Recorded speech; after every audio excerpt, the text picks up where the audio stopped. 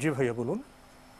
আমি বলতে চাচ্ছি যে অনেকেই বলে যে নাকি আমাদের নবী রাসূল সাল্লাল্লাহু আলাইহি ওয়াসাল্লাম নূরের তৈরি। ওই দিন আমার সাথে একজনের ওটা তর্ক হয়েছে, আমি বলছি নূরের তৈরি না, এটা হচ্ছে মাটির তৈরি।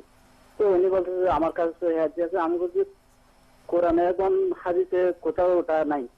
এটা বলার পরে এটা হচ্ছে আমার ফার্স্ট কোয়েশ্চেন। আর সেকেন্ড কোয়েশ্চেন হচ্ছে আমি যখন করে বিচের নামাজ পড়ি তখন আমি আর তাশাহুদের জন্য বসি না। এটা কি হবে? আমি একেবারে শেষ বেটে বসি আর কি। না, আপনি 2 রাকাতের পর বসেন নাই তো? জি, 2 রাকাতের পরে আমি বসি না, একেবারে 3 রাকাতের পরে শেষ বেটে একটা বসি।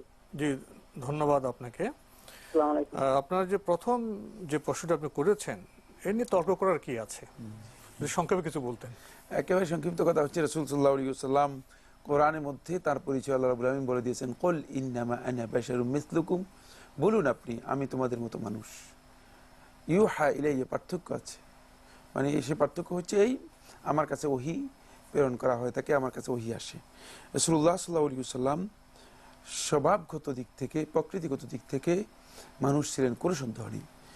এই বিষয়ে যারা মত পার্থক্য করে তাদের মূর্খতা ছাড়া আর কিছুই নেই। তার তো পিতামাতা ছিলেন, জি, তারা তিনি মানুষ ছিলেন, সব দিক তার থেকে যে জি, সন্তান জি। সন্ততি তারাও মানুষ ছিলেন। জি, তো এখন মানে এই বিষয়ে আসলে যে বিতর্কের কথা বলেছেন এটি একটি ফালতু অপ্রয়োজনীয় বিতর্ক, এবং এই বিতর্কের মধ্যে আদৌ কোনো ধরনের মুসলিম উম্মার জন্য কল্যাণ নেই, শুধুমাত্র ফেরকাবন্দি করা, মুসলিম উম্মাকে মানে ধ্বংসের দিকে ঠেলে দেওয়া ছাড়া আর কিছুই না।